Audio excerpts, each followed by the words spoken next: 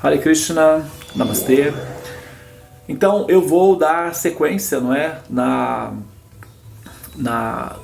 explicação que nós demos início nessa explicação aí, que é a parte final do princípio da análise que nós estamos fazendo para tomarmos a decisão de, na metáfora, né, entrarmos na nave. Por quê? O Sahasrara Chakra, ele é um chakra que ele fica fora, né, ele fica fora do corpo, na verdade. Ele fica fora do campo que nós entendemos como sendo o campo mórfico, o campo que é o Kshetra-Gyana. Nos Vedas isso é chamado Kshetra-Gyana, ou campo de ação, né? O campo conhecível. E ele é já, digamos assim, o avião no seu estado de decolagem. É quando ele está decolando já, tá? Para que você possa estar em contato com o Sahasrara Chakra, você já tem que, teoricamente, ter assim, entrado, né, no avião, correto? Porque o avião está já decolando. Então, se você não entrou, então você não está decolando também. Possivelmente você deve estar parado na plataforma. A plataforma é o Ajna Chakra, né? Até eu estive conversando sobre esse assunto brevemente com a Renata, sobre a pronúncia desse chakra. E depois, mais para frente, eu vou até fazer um outro vídeo explicando a diferença que dá na pronúncia, né? Apesar de que a ordem dos fatores, nesse caso, não altera no produto final. Entretanto, a pronúncia correta realmente para esse chakra é o Ajna Chakra, com uma ênfase no A. Mas de qualquer maneira é uma plataforma de lançamento, e permanecer preso a esse chakra não é o suficiente para produzir a liberação. Então é necessário que a consciência entre no Sahasrara Chakra. É necessário que a consciência se lance até esse nível para que ela possa realmente, enfim, vivenciar o resultado do esforço dela, tá? E eu não sei, eu acho que é um filme antigo, eu acho que poucas pessoas conhecem esse filme, ou já assistiu, ou se lembram dele, né? Mas, pelo menos assim, conhecem, já ouviram falar, mas talvez poucas pessoas tenham assistido ou prestado atenção nesses detalhes desse filme. É um filme do Indiana Jones, né? O Indiana Jones e a Última Cruzada. Até eu já me esqueci qual era o filme.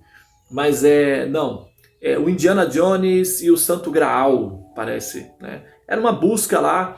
A questão é que eles estavam procurando o Santo Graal, que é o cálice, teoricamente o cálice que Jesus Cristo teria bebido, o vinho, na última ceia, que seria a Santa Ceia. E aí Jesus teria tomado um vinho nesse cálice, e esse cálice então ficou disponível aí e perdido. E quem tomasse vinho ou água a partir desse cálice poderia se curar imediatamente e poderia adquirir poderes e tal, etc. Muito bem, então eles estavam em busca desse objeto, e num determinado momento durante o filme haviam 3 obstáculos que deveriam ser superados para se conseguir chegar até onde estava realmente esse lugar.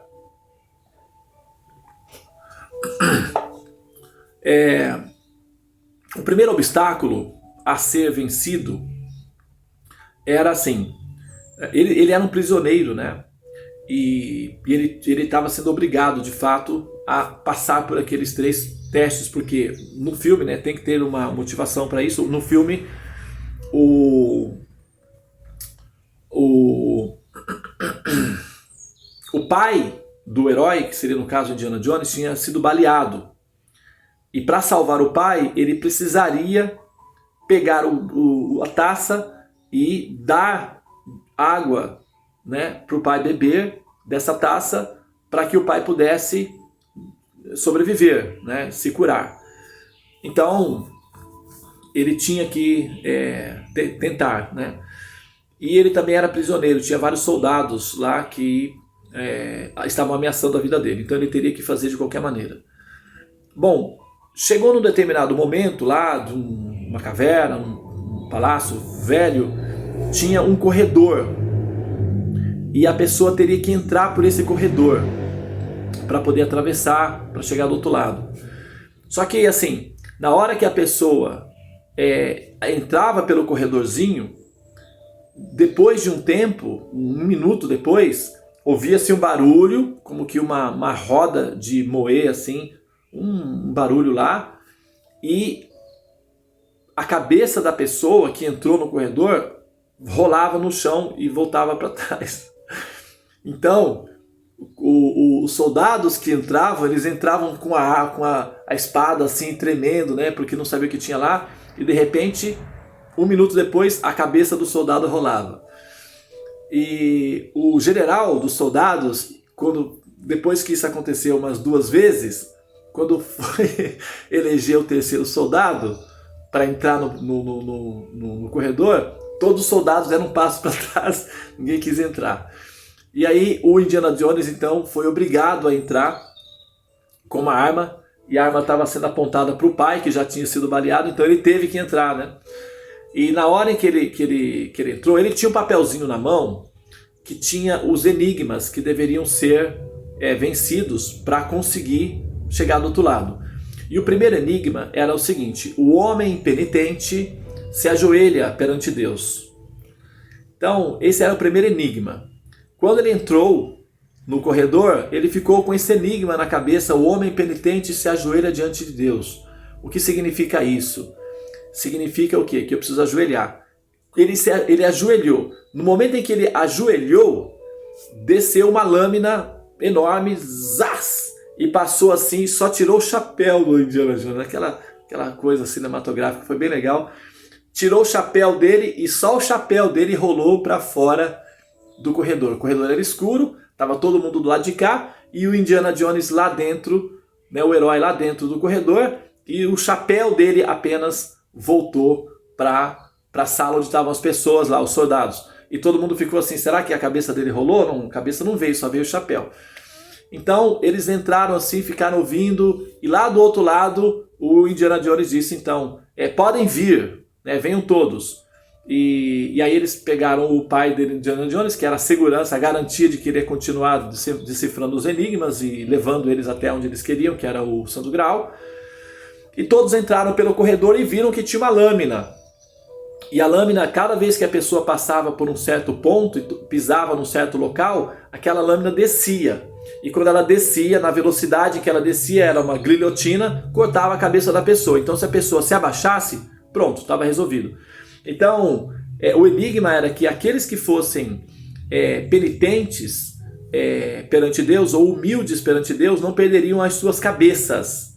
Então esse é o primeiro desafio que nós temos que superar no processo de chegar até o Sahasrara Chakra, nos livrar do orgulho que nos obriga a tomar uma posição artificial de ser senhores, proprietários e dominadores e por isso opressores dos demais. Então nós precisamos admitir que acima de nós existe de fato uma autoridade real, e que essa autoridade real é assim dialogável para aqueles que são dialogáveis, né? Aqueles que são orgulhosos, pretensiosos, arrogantes,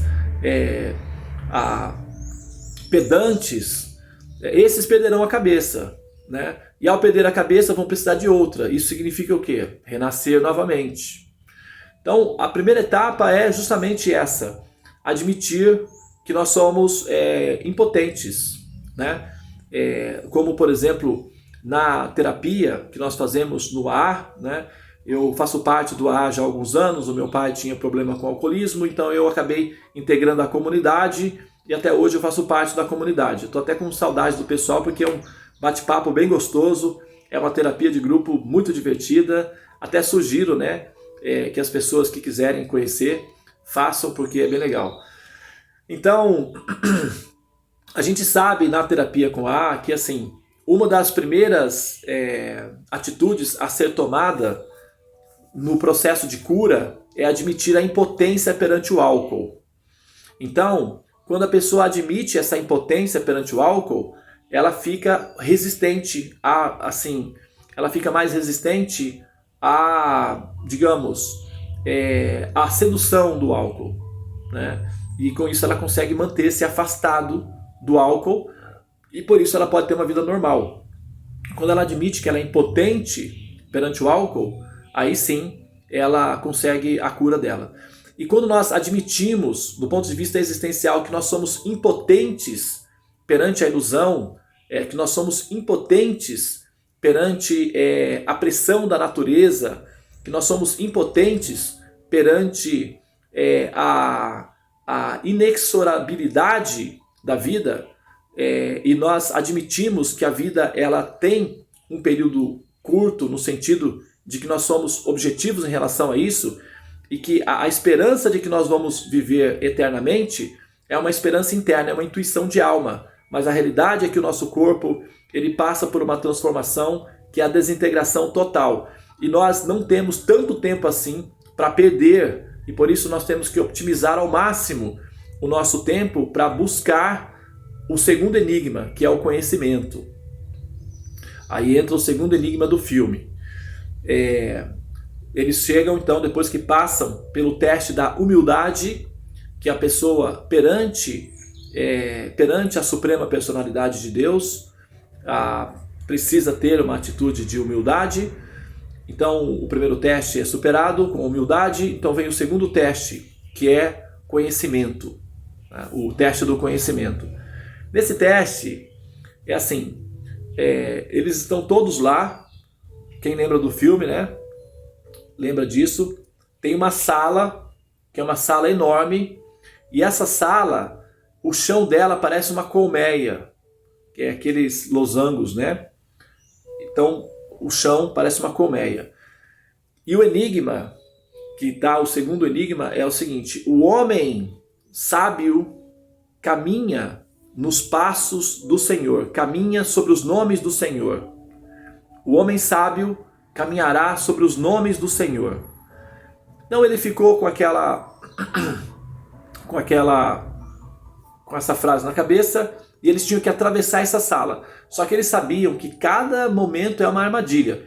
Então atravessar a sala podia ser que vinha uma bola de fogo, alguma coisa. E eles precisavam atravessar aquilo. Então essa sala, esse piso, que era feito de losangos, parecia uma colmeia de abelha. Cada losango tinha uma letra diferente, tá? E o Indiana Jones, então, ele tinha que atravessar a sala. Ele pisou num determinado local, e aquele local que ele pisou caiu. E lá embaixo havia várias estacas, assim. Então, quer dizer, a pessoa caísse ali e morreria. E ele ficou então pensando o que fazer, e ele percebeu que caminhar sobre os nomes do Senhor significava pisar onde tivesse as letras equivalentes aos nomes de Deus, que haveria alguma estabilidade ali. Então ele foi e pisou no nome. Então ele pensou da seguinte maneira: o nome de Deus é Javé, ou Jeová no caso, que o filme tinha essa conotação. Então Javé. Ok, ele foi lá e pisou na letra J. Só que quando ele pisou na letra J, o que aconteceu? O piso caiu e ele quase morreu. Ficou pendurado lá, se segurou. Então ele voltou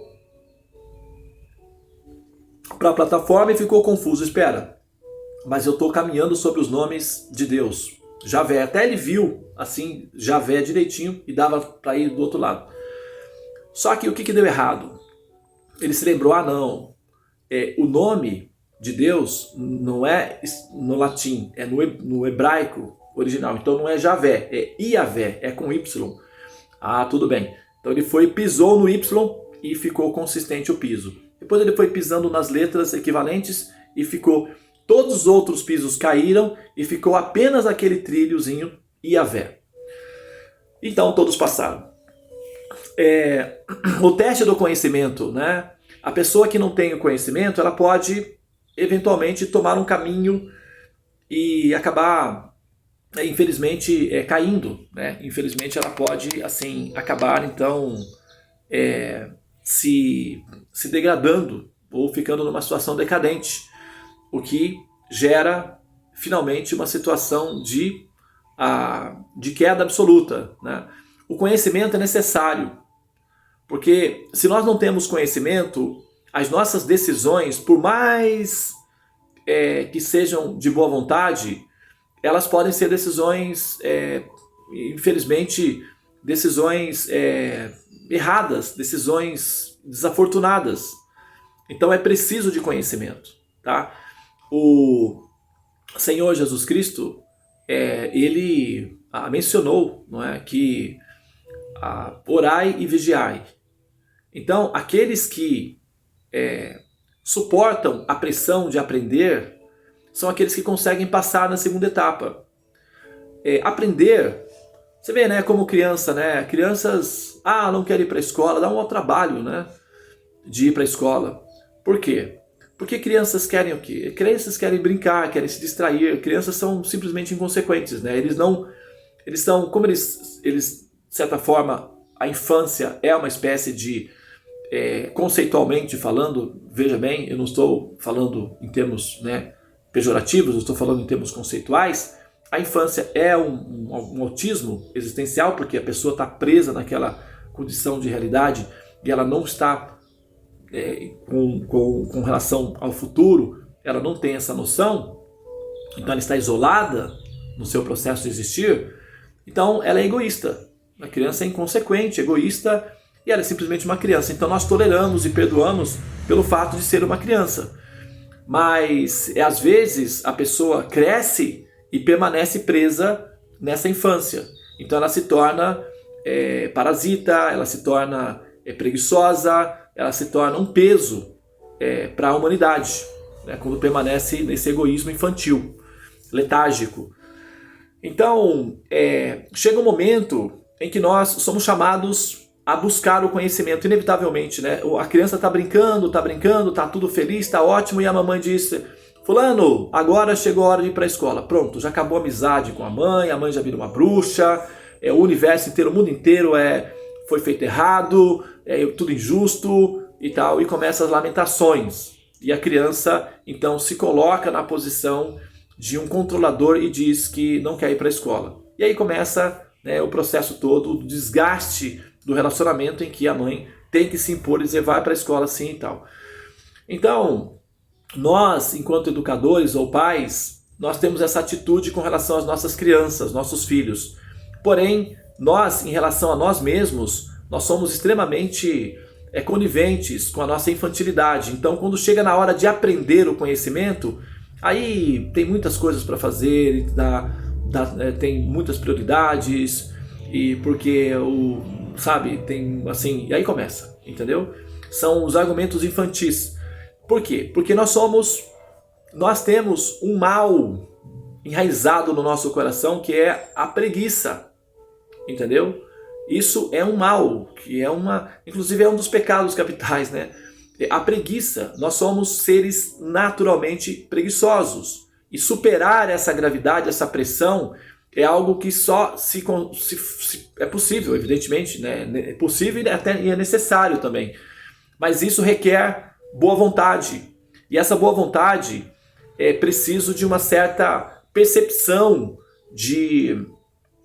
da desvantagem que é permanecer no estado de ignorância. Então, a gente sempre lembra o seguinte: olha, a paciência para permanecer na ignorância é grande. E como é que nós detectamos a paciência para permanecer na ignorância? É a impaciência de aprender os conhecimentos. O mal-estar de parar para pensar, para observar, para ouvir, para estudar pessoalmente. Então, a impaciência com o processo de aprendizagem automaticamente demonstra a paciência com o processo do nascimento e da morte. Ou seja, a pessoa é paciente em nascer e morrer constantemente. E isso requer paciência de longo prazo, porque vai começar tudo de novo, são 70, 100 anos e tal. E para permanecer nesse estado contínuo de nascer e morrer eternamente, é necessário uma paciência muito, muito profunda. Então não é que não há paciência, mas uma paciência condicionada, que é o conformismo com a situação de permanência na ignorância. É um condicionamento, é um estado de aprisionamento, é um estado de de choque. E esse estado de choque, esse estado de paralisação é justamente o que mantém a pessoa presa nas correntes do samsara, que é o ciclo do nascimento e morte. E uma das etapas da libertação desse ciclo é justamente o processo de aprendizagem.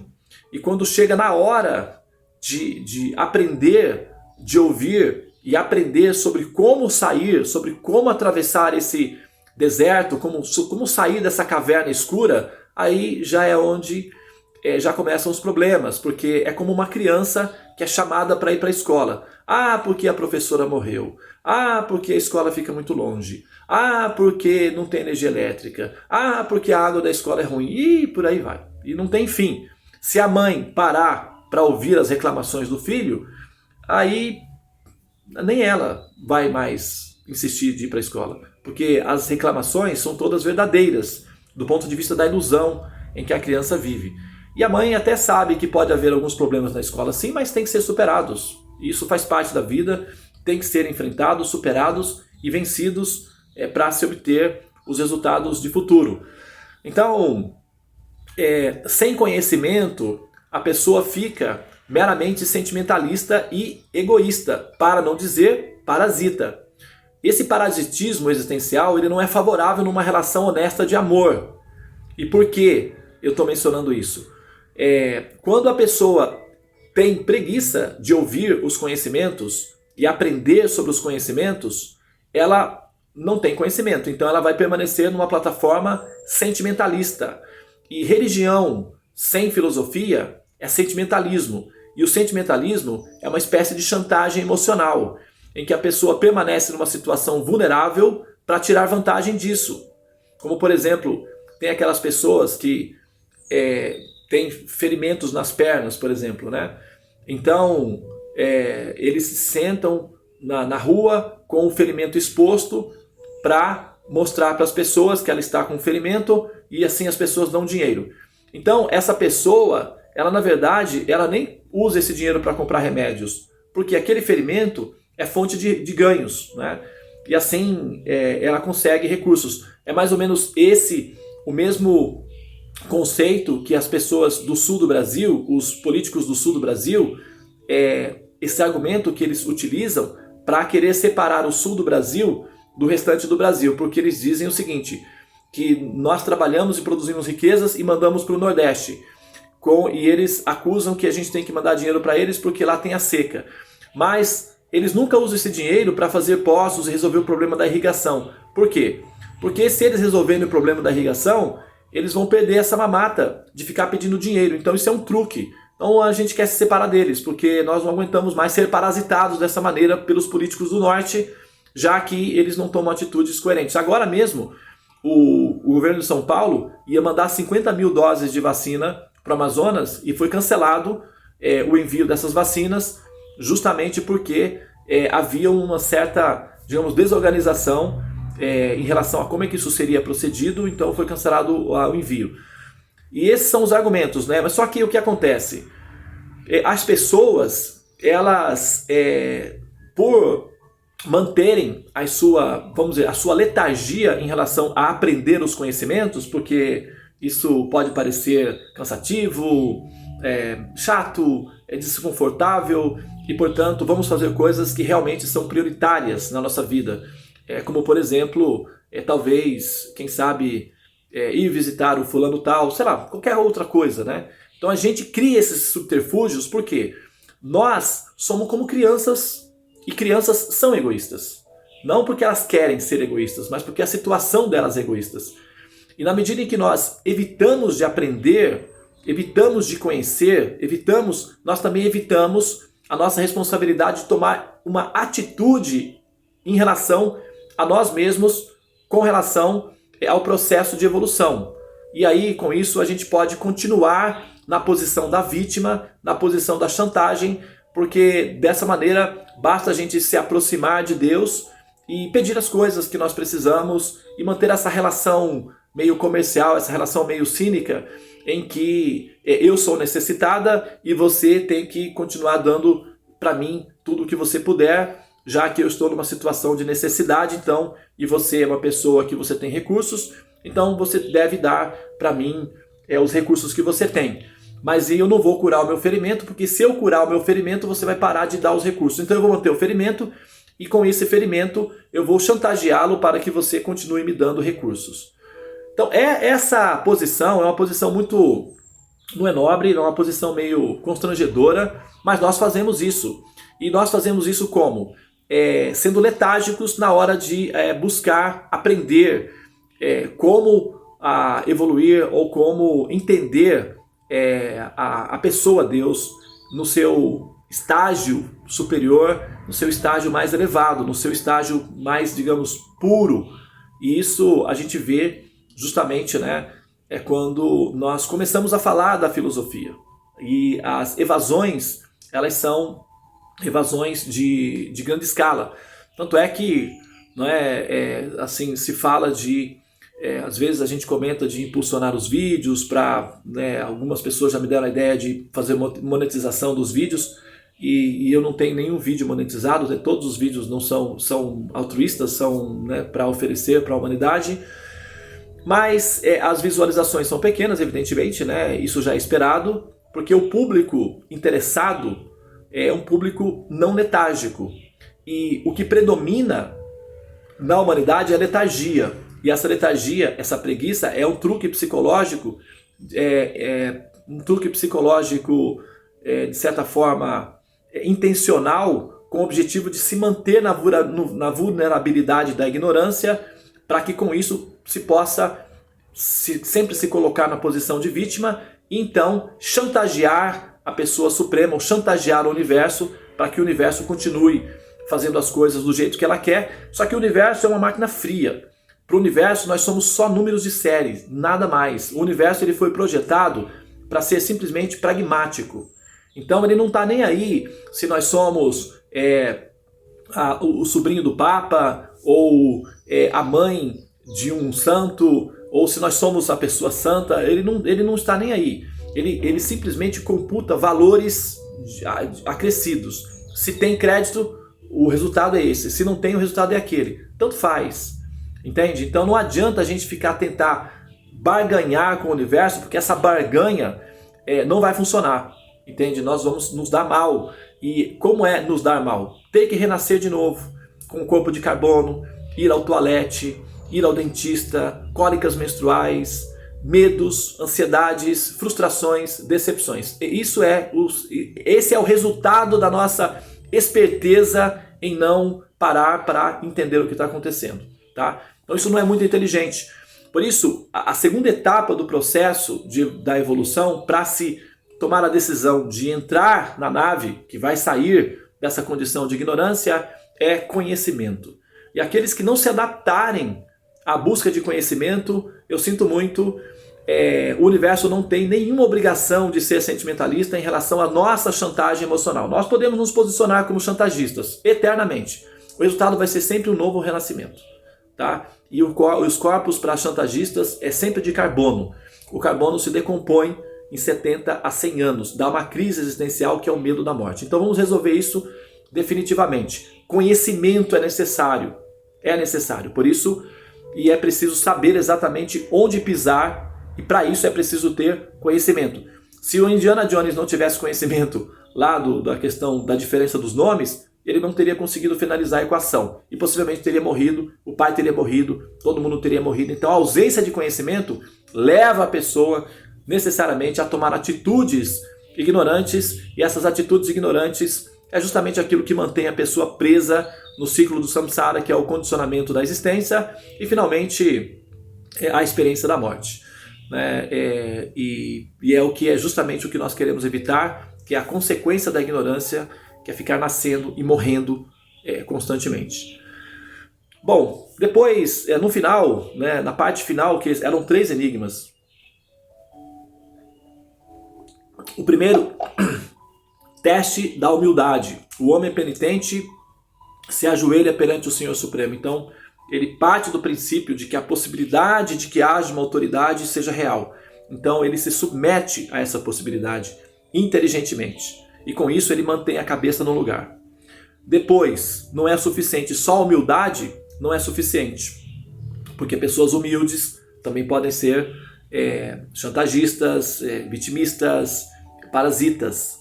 Não que elas queiram, mas pela pressão da psique, do estado do campo psicológico em si.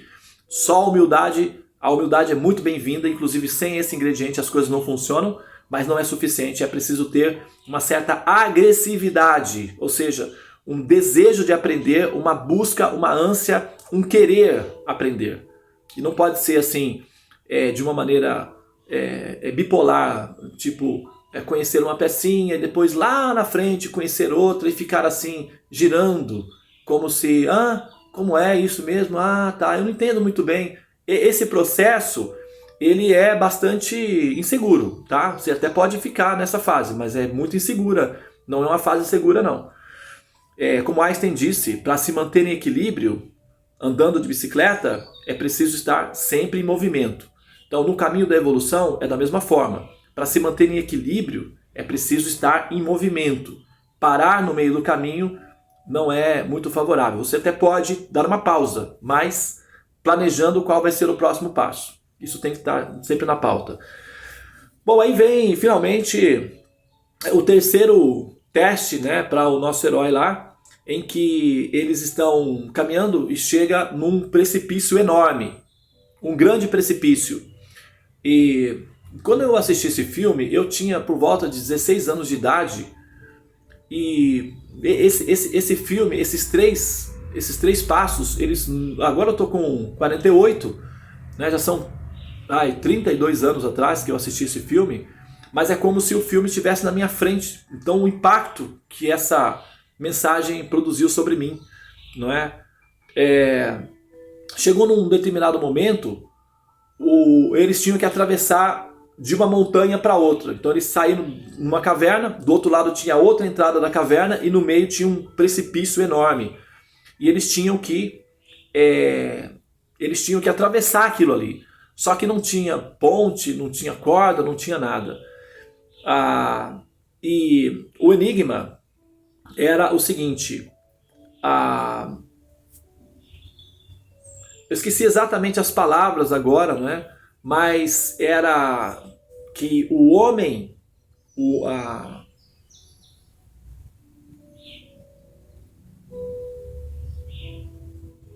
homem escolhido usará a sua fé para atravessar o caminho. Era uma coisa assim. Então era um teste de fé, na verdade. Por quê? O que acontece? A pessoa teria que caminhar. Ela teria que caminhar naquele espaço vazio. Teoricamente ela vai cair.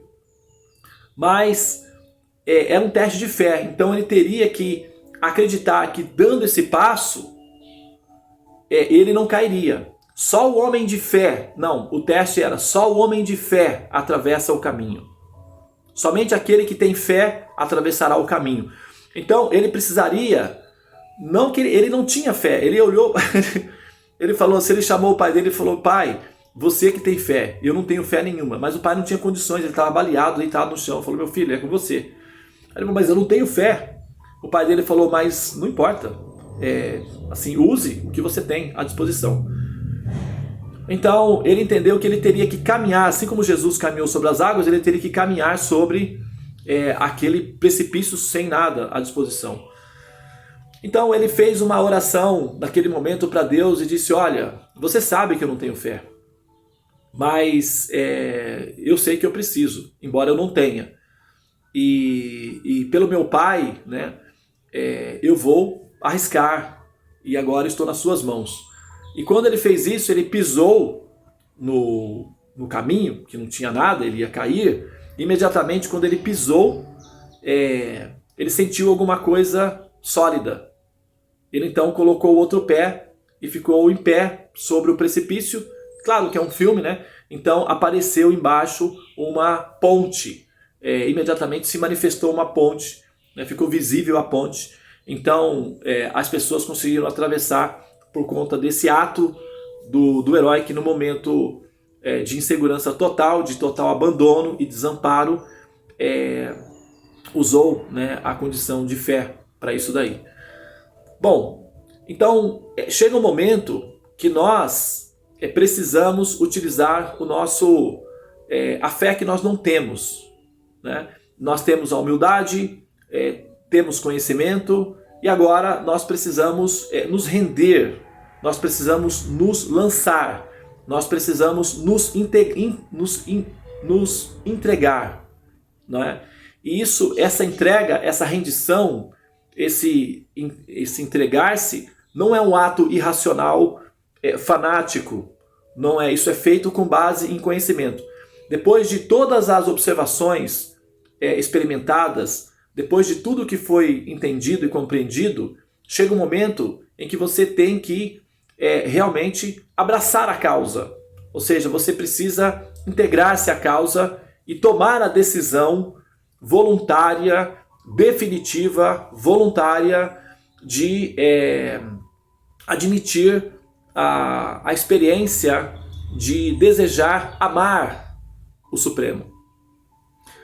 Parece estranho, porque amor é uma coisa que acontece espontaneamente, e nesse caso ele começa inicialmente como uma decisão voluntária, consciente de fazê-lo. Como a gente sempre mantém em nós o desejo de controle, porque o nosso condicionamento na existência material se deve ao fato de nós queremos controlar, assumir a posição do controlador, a posição de Deus, e nós queremos controlar. E nesse momento, nós precisamos nos despir do nosso impulso de controle e assumir que nós somos servidores do absoluto, e superar inclusive a percepção de que nós somos servidores e nos posicionarmos como amantes do Supremo, ou seja, desejar, almejar no fundo do coração, não apenas rezar para entender o Supremo, não mais rezar para se proteger no Supremo, não mais rezar para nos livrar dos nossos medos internos, não mais para esse propósito, porque esses propósitos são secundários, esses propósitos dizem respeito apenas aos nossos interesses particulares, a nosso desespero, ao nosso conflito interno. Essa terapia de rezar com objetivos de livrar-se dos medos, de resolver problemas financeiros, isso tudo bem, é um impulso, começa por aí, mas chega um momento que esses objetivos se tornam objetivos insuficientes para ir adiante no processo.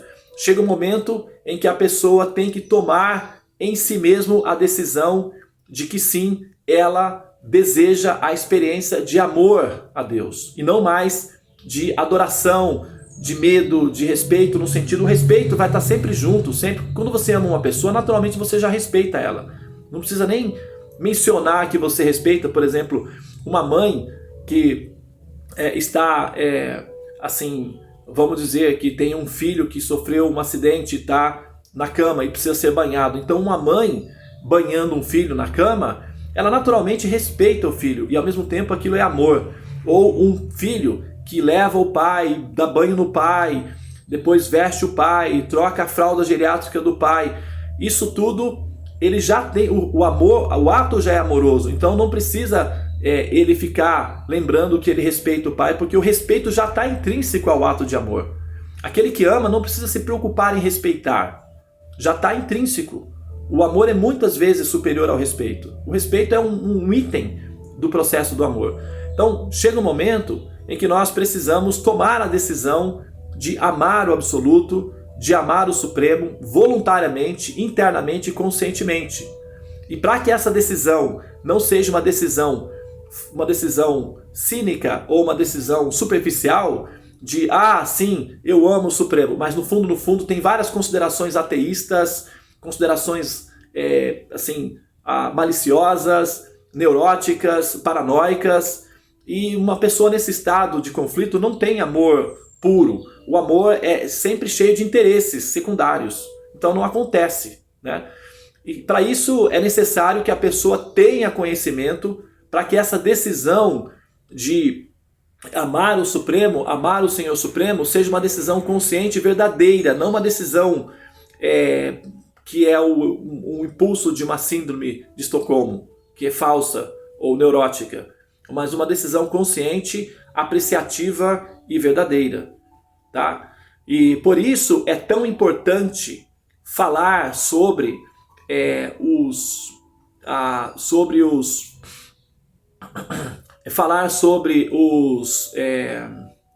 as mazelas filosóficas que nós aceitamos no coração, não porque nós, digamos assim, não porque nós não temos opção, mas muitas vezes porque nós temos preguiça realmente de pensar, de investigar, de comparar, né? Nós nos acostumamos a bolhas e aí a gente se acomoda e não quer mais sair daí e tá tudo bem, que é uma espécie de tática do coelho na floresta, e nós ficamos assim.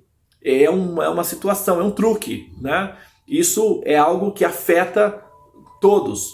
E aqueles que conseguem se livrar dessa pressão gravitacional, desse truque, continuam, é como os espermatozoidezinhos, né? Muitos ficam presos nos filamentos e alguns continuam. E esse continuar, essa determinação de ir adiante, até as coisas ficarem completamente resolvidas, isso de fato é apenas para aqueles que se renderam ao Supremo completamente. Aqueles que querem dominar, que querem continuar no controle, aqueles que controlam, que têm a ilusão de serem controladores de si próprios, eles ficam letárgicos, porque eles não querem gastar mais energia com isso. Eles querem salvar energias para as coisas que eles acham que é mais importante, que eles priorizam. E o resultado é que eles então se tornam controladores, né? Eu não vou usar a energia para chegar ao Supremo. Por quê? Porque eu tenho as minhas prioridades e o Supremo não é a minha prioridade. Portanto, quem está no controle sou eu. Então, essa ideia de estar no controle sempre é uma ideia que tem que ser abandonada. Ela tem que ser desacoplada, senão a nave não consegue ir adiante. É como os satélites, né? Quando você lança um foguete, por exemplo, lá na frente ocorre se desacopla para que a cápsula continue indo, porque aquele peso todo não permite com que a coisa vá para frente. Então chega uma hora que é preciso, certas coisas têm que ser eliminadas do processo, senão fica muito pesado e a coisa não vai para frente. Então essa arrogância de sermos controladores ou senhores da situação é o que nos mantém aprisionados nesse nível do curso da evolução, tá? E para essa decisão acontecer internamente de forma consciente é preciso de conhecimento, e conhecimento requer paciência. Tem que realmente ouvir uma, duas, mas eu já ouvi isso. Ok, mas entendeu o assunto? Já entendi. E agora, o que você vai fazer? Dormir, aproveitar o tempo para dormir. Então, então não entendeu. A ideia é continuar até que essa decisão interna aconteça de forma consciente. E como é que essa decisão vai ser tomada se nós tivermos vários conceitos retrógrados, ou vários conceitos negativos, ou até conceitos ateístas acerca da pessoa que nós estamos buscando entender e até amar, não é? Primeiro, para que você possa amar a Deus realmente, é necessário que você o compreenda adequadamente. Se você compreendê-lo de maneira distorcida, esse amor ele é cínico, é um amor contaminado, é um amor impuro. Na verdade, é uma adaptação, não é? E as ideias sobre Deus podem ser ideias bastante até injustas do ponto de vista da observação direta, tá? Então a gente está usando esses conhecimentos védicos para eliminar as filosofias corruptas, conceitos teológicos incompletos e também truques filosóficos que nos levam a ter considerações negativas ou depreciativas acerca do absoluto. Tá bem? Bom, eu na verdade eu não progredi hoje no sentido de dar as respostas, porque eu estou trabalhando nisso, nesse nível, nesse momento, de dar a explicação védica para a questão da criação do mundo material, do porquê o mundo material ele existe e do porquê ele existe enquanto simulação. Nós estamos trabalhando nesse ponto, e uma resposta para essa equação. A humanidade está aí há 10 mil anos, lutando para isso, se debatendo. A quantidade de livros que foram escritos para tentar responder essa pergunta é relativamente grande, e a minha missão não é uma missão simples, não é uma missão fácil de dar uma equação para isso. Felizmente, eu não tenho que fazer isso, eu não tenho que dar essa resposta por mim mesmo. O que eu estou fazendo é mostrar a resposta védica, e para mim, enquanto pessoa, enquanto pesquisador imparcial e livre para poder tomar as decisões daquilo que eu entendo que pode ser coerente e convincente, a resposta védica é bastante prática, é coerente, elegante, inteligente, muito bela no final. Portanto, é uma resposta aceitável, é uma resposta assim, apreciável. E é essa resposta védica que eu quero compartilhar com vocês. Mas eu não quero simplesmente chegar e apresentar a resposta, porque se não houver uma preparação prévia para entender a relevância disso daí, pode ficar como mais um item que a gente vai colocar lá na nossa prateleira, vai ficar muito bonito, que legal, beleza. E agora? Dormir. Comer, dormir, esperar a morte chegar. Então quer dizer, a pessoa não entendeu, não compreendeu. E quando ela compreende esse assunto, a primeira coisa que acontece no coração dela, a primeira ideia que acontece no coração dela é o seguinte: as outras pessoas precisam saber disso. A pessoa que entende realmente esse conhecimento, acontece no coração dela a seguinte resolução: as outras pessoas precisam saber disso. No mito da caverna do Platão, a pessoa que sai da caverna, quando ele vê a luz, quando ele percebe a realidade, a primeira coisa que acontece na consciência dele é: os outros que estão na caverna precisam saber que isso existe. A alma liberada, ela sente a seguinte necessidade: é preciso fazer alguma coisa para liberar as pessoas da escuridão, da ignorância. Se esse sentimento não aconteceu no seu coração ainda, é porque você ainda não compreendeu o sentido desse conhecimento. Não aconteceu ainda. Você está consumindo informação, está tentando entender, está ótimo. Mas terá que chegar até esse ponto. Quando chegar nesse ponto e você entender: não, eu preciso fazer alguma coisa prática para que esse conhecimento chegue até os outros, aí sim pode-se dizer que você entrou na fase de liberação. É o início da fase da liberação.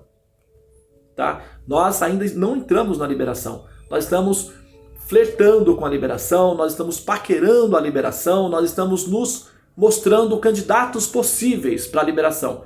Não estamos na fase liberada ainda. Enquanto não acontece esse resultado na sua consciência, no seu coração, você está numa fase em que a possibilidade de um retorno é alta.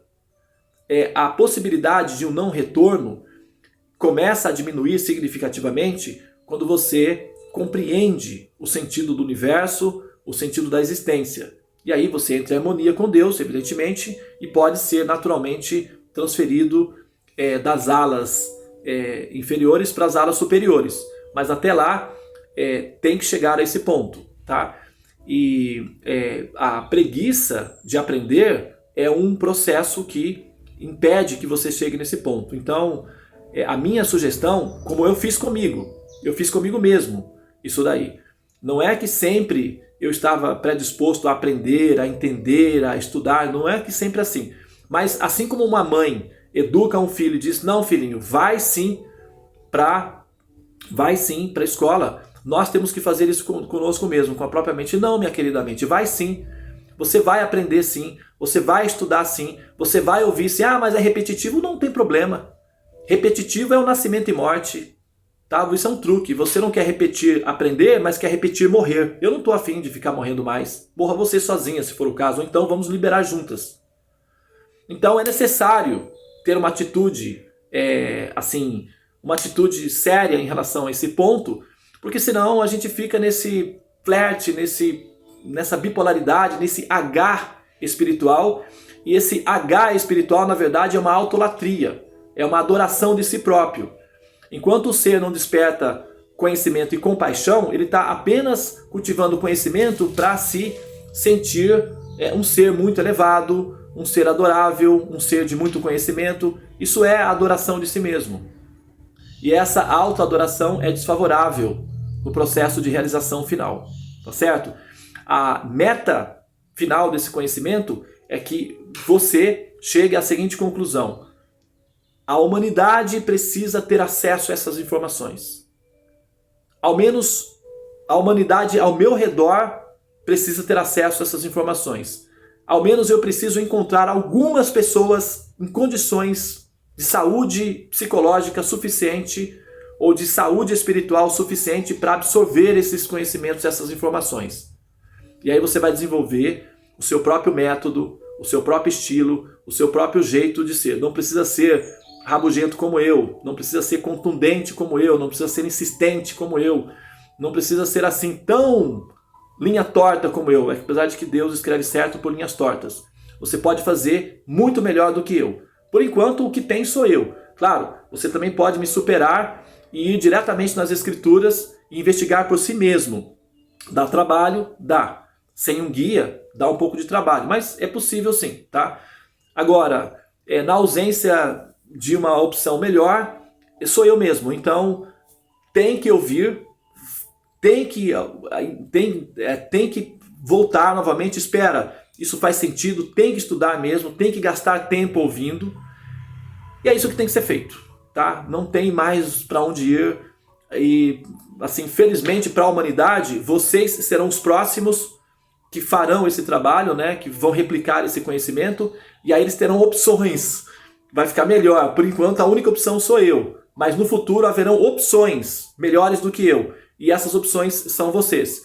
Por isso é importante que vocês absorvam esse conhecimento e tomem posse da responsabilidade de liberar a humanidade. E para isso você tem que estar liberado. Tá? E esse estado de liberação acontece no momento em que você toma a decisão consciente de que você quer sim a experiência de amor apenas Deus. Você quer a experiência de amar um laboratório esotérico de amor a Deus. Não, essa parte já foi. Você quer realmente o contato direto com a pessoa suprema, o contato direto com a suprema verdade absoluta, com a suprema personalidade de Deus. Você quer um contato pessoal com essa pessoa e você quer sentir a sensação de amor por essa pessoa. Essa decisão tem que acontecer na sua consciência, essa decisão tem que acontecer dentro de você voluntariamente. Você tem que tomar essa decisão voluntária. E para isso, claro, você vai precisar de conhecimento. Senão... Posso tirar uma dúvida com o senhor? Sim. É com relação ao último estágio que você tinha comentado, tem a ver com aquela relação escrita nas escrituras, que eu acho que, se não me engano, é o Bhakti Yoga, que é o yoga da não ação? Então, pessoal, olha só. Deixa eu falar uma coisa, né? Agora são 8 horas e 15 minutos, deixa eu explicar. Porque eu havia falado que eu iria parar um pouco para deixar o professor falar. Só que como ele saiu da sala, né? Então eu estou usando o tempo disponível, tá bom? São 8 horas e 15 minutos. Vamos fazer o seguinte, você vai fazer a pergunta, essa pergunta vai ficar em stand-by, e aí você então volta amanhã com a pergunta e a gente prossegue a partir de amanhã com relação à pergunta, tá bom? Para liberar o pessoal. E esse nosso bate-papo de hoje, né, essa nossa recontextualização, é porque eu estou entrando na parte final da explicação da revelação védica acerca dos motivos pelos quais Deus gera o mundo material sob a condição de ser uma simulação.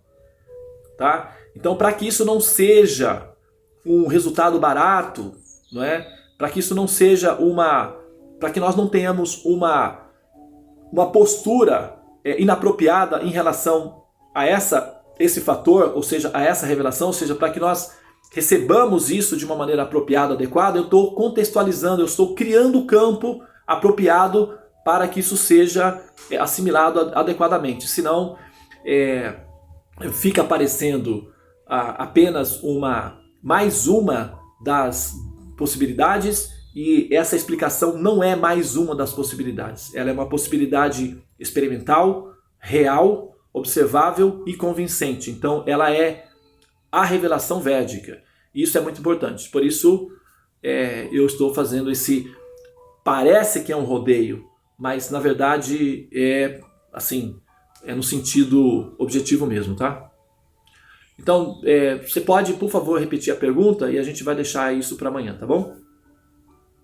Mas a relação do último estágio, né? Faz muito sentido ter essas 3 etapas, né, na prática espiritual, e a última teria a ver com a relação do yoga da não ação, a gente agir como se fosse um instrumento de Deus, longe das nossas vontades. Esse seria o último estágio para atravessar o precipício que o senhor tinha metaforizado? Então, é uma boa pergunta, né? Escreve a pergunta, tá? Manda a pergunta para a Tulasi, que ela tem uma agenda de perguntas, e ela vai colocando para eu não me esquecer das perguntas que têm que ser respondidas, e aí eu vou então respondendo na medida, tá? Vou encaixando, porque eu estou quase concluindo o assunto que já está em andamento há quase um ano, talvez um pouco mais. Eu estou quase concluindo esse tema, e depois que eu fecho, não é, a conclusão final, que é o Siddhanta védico para essa questão do mal, aí eu então posso me dedicar às diferentes perguntas que estão todas correlacionadas, mas que são perguntas que a gente pode utilizar para fazer o laboratório da investigação do conhecimento em si, tá bom? Então, por favor, anote a pergunta e mande lá para a Tulasi, tá bem? Eu vou só então mencionar aqui as pessoas que estão acompanhando esse momento. Hare Krishna, Namastê.